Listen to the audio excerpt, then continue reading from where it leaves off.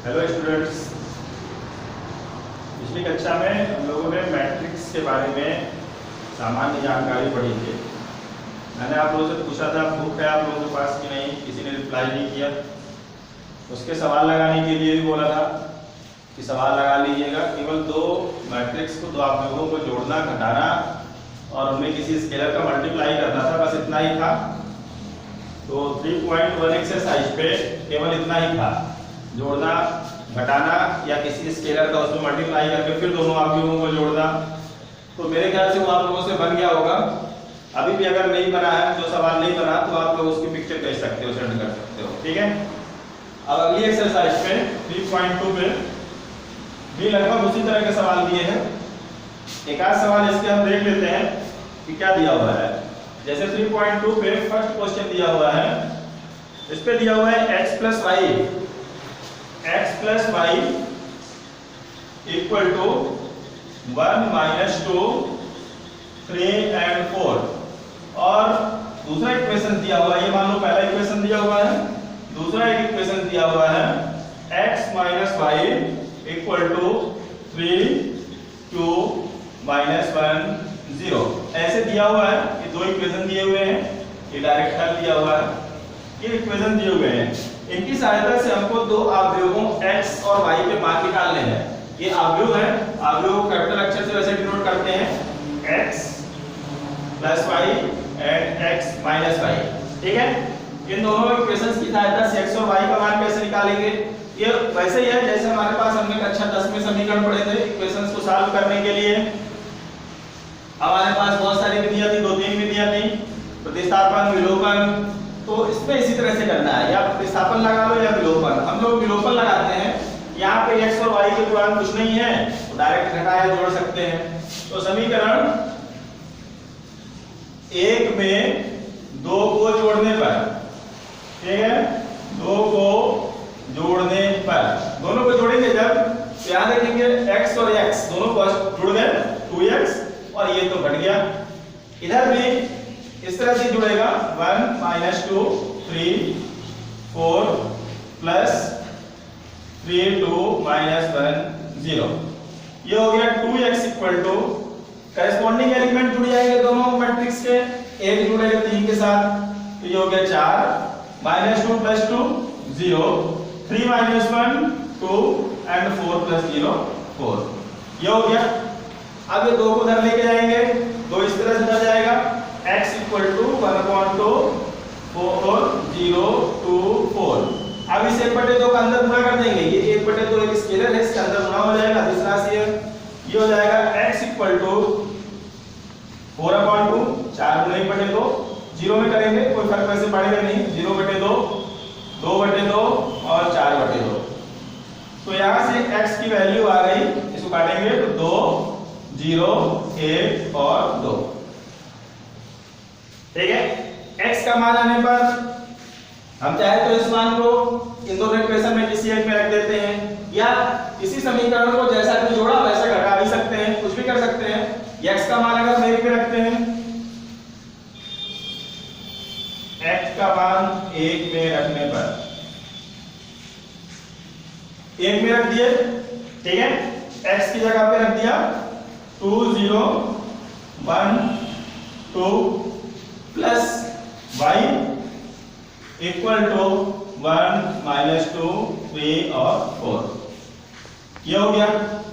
अब इसको उस तरफ लेके जाते हैं, जब उस तरफ लेके जाएंगे जाहिर है इसका चिन्ह बदल जाएगा, सारे एलिमेंट्स के चिन्ह बदल जाएंगे। ये हो जाएगा y equal to 1 minus 2 3 4 minus, ये उधर गया तो 2 0 1 और 2। अब इन दोनों मैट्रिक्स को घटाना है, और घटाते तो आपको से बनता है वही करेस्पॉन्डिंग एलिमेंट 1 माइनस 2 1 माइनस 2, तो ये हो जाएगा 1 में 2 घटाएंगे minus 1 minus 2 minus 0 minus 2 3 minus 1 2 और 4 माइनस 2 2। इस तरह से हम x और y की वैल्यू निकाल सकते हैं, ठीक है ना। और भी सवाल दिए हुए हैं, उसको लगाना है। इसी तरह से एक और क्वेश्चन दिया हुआ है इसी पे, उसको देख लेते हैं। उसमें 2-3 मान निकालने हैं, ठीक है ना।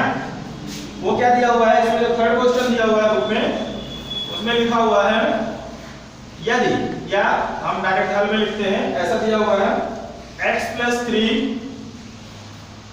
z + 4 2y - 7 -6 a - 1 0 b - 3 -21 0 equal to 0 6 3y - 2 -6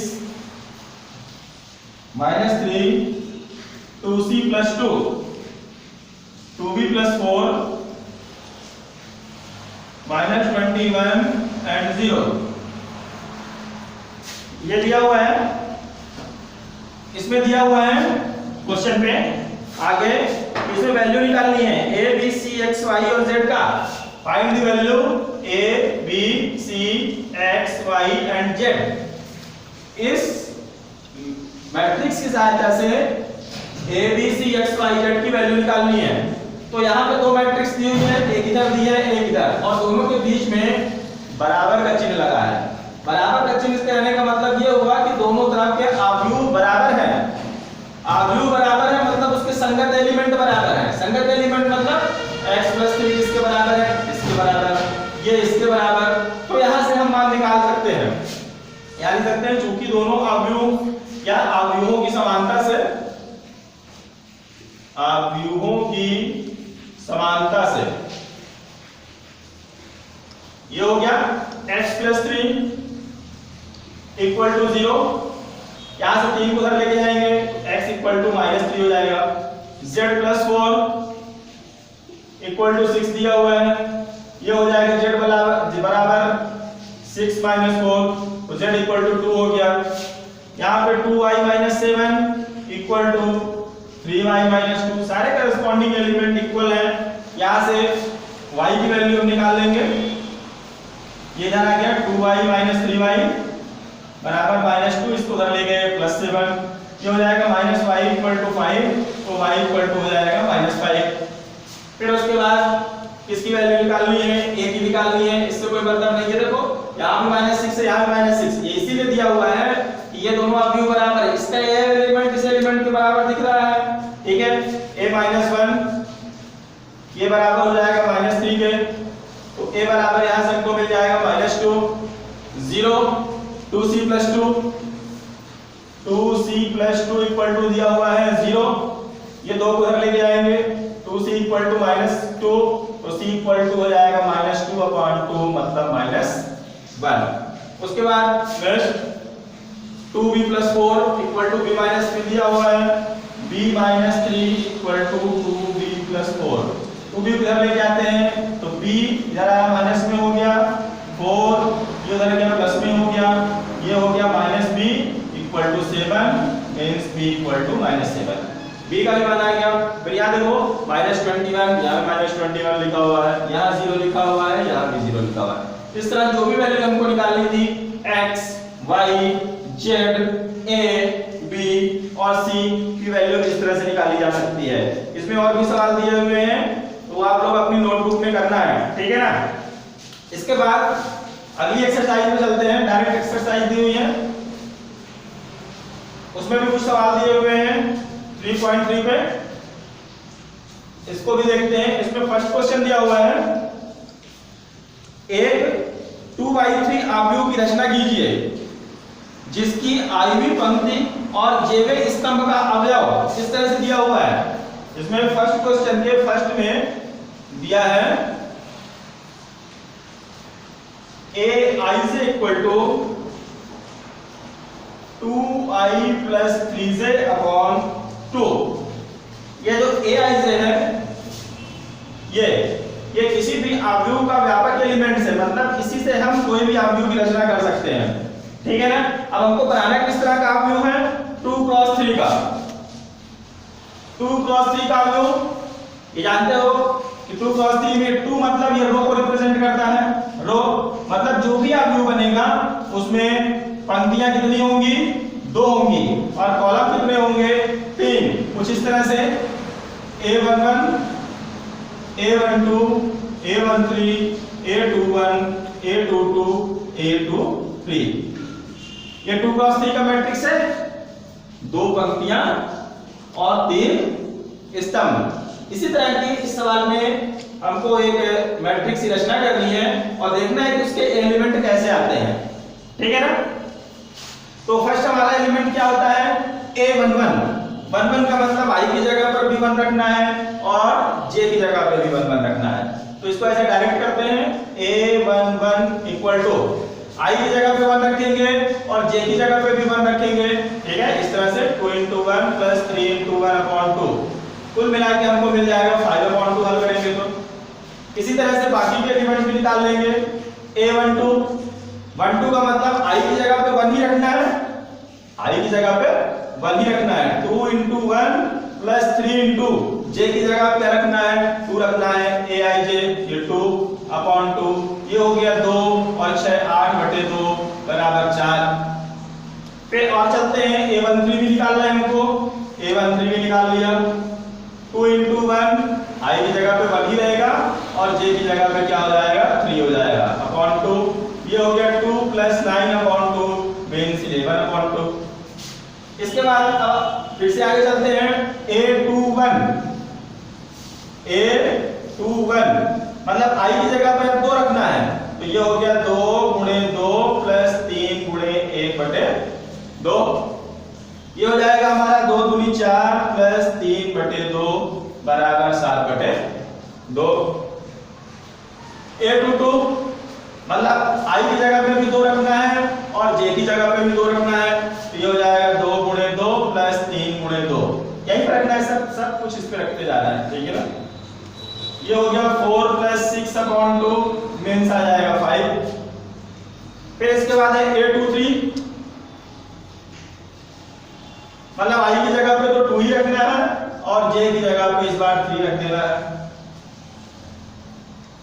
ठीक है, अपॉन 2, ये हो गया 4 प्लस 9 अपॉन 2, ये हो जाएगा हमारा 13 अपॉन 2। इस तरह से 2 क्रॉस 3 की मैट्रिक्स की रचना करनी थी। 3 क्रॉस 3 भी दे सकता था, कुछ भी दे सकता था, जैसा देगा हम उसी प्रकार निकालेंगे, ठीक है ना। केवल 2 क्रॉस 3 की 2 पंक्तियां और 3 कॉलम, तो सारे एलिमेंट्स आ गए। अतः जो हमारा अवयव होगा, अतः हम अवयव को A बराबर मान लिए, वो इस तरह से होगा A11, ये मान लो इस तरह से हो जाएगा हमारा, जैसे ये लिखा हुआ है। अतः A बराबर ये, तो ये हो जाएगा हमारा A बराबर, नीचे से वैल्यू रख देंगे, ये दी हुई है 5 upon 2 1 2 4, फिर 11 upon 2 7 upon 2 5 and 13 upon 2। तो यही ज्ञात करना था। एक अवयव की रचना कीजिए जिसका जो व्यापक एलिमेंट्स है वो इस तरह का है। इस एक्सरसाइज में और भी सवाल दिए हुए हैं, सब इसी तरह से दिए हुए हैं, व्यापक एलिमेंट्स दिया हुआ है और जो भी अवयव बनाना है उसका ऑर्डर दिया है, क्रम, इसी क्रम की रचना करनी है। तो आप लोगों को इस एक्सरसाइज को भी लगाना है और सब कुछ नोटबुक में लगाना है, मतलब नोट्स बनाते जाना है, ठीक है। अगर किसी को प्रॉब्लम होगी तो बुक तो होगी आप लोगों के पास, तो उसका क्वेश्चन भेज सकते हो, ठीक है। Okay, thank you.